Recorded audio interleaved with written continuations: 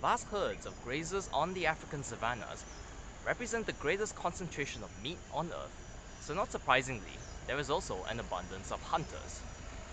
The most successful and feared ones of them all are a regiment of highly disciplined soldiers that are both tactically camouflaged and an efficient, deadly fighting force, the African painted dogs. While the big cats have superior acceleration but can't sustain a chase for long, painted dogs appear to have no shortage of stamina. Lightly built, they can chase prey for miles and for hours, poking and prodding at a herd to isolate a single individual. Working like a relay team, each dog knows exactly what to do. When those leading the chase start to tire, the flankers or rear guard will take up the pursuit.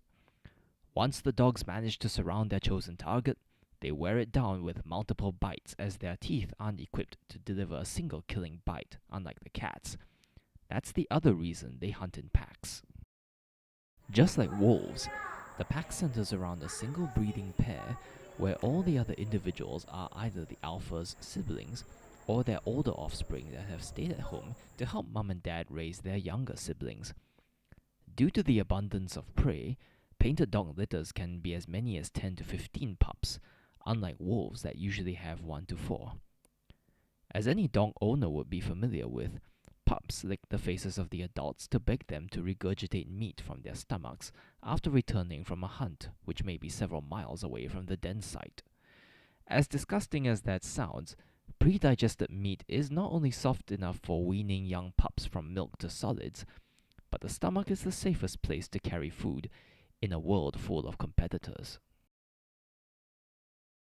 From these marathon runners, next we'll be looking at a spotted sprinter that is probably the most specialized of all the savanna's hunters, with a completely different approach to bringing down prey.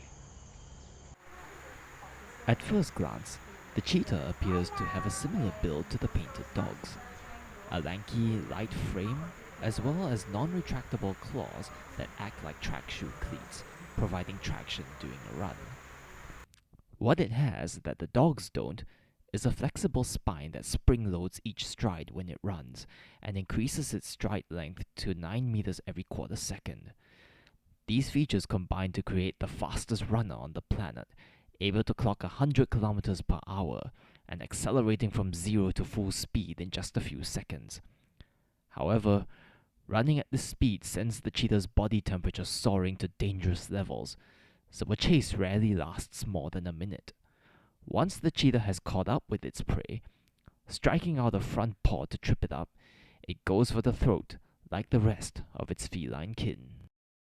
Although the cheetah's canines are too small to break the skin, the gazelle, desperate for oxygen after such a high-speed run, suffocates quickly. Due to its size and build, the cheetah is limited to small antelopes such as gazelles, especially for females since they are solitary unless they have cubs. Males, like these brothers, will often form coalitions not only to hunt bigger prey, but also to defend territory and to secure mates which they will share with each other. Despite having a 70% success rate, cheetahs still get their butts kicked by the other hunters on the savannas due to their slight builds. Having invested so heavily in speed, they sacrifice the muscle needed to defend their kills from competitors like lions or hyenas.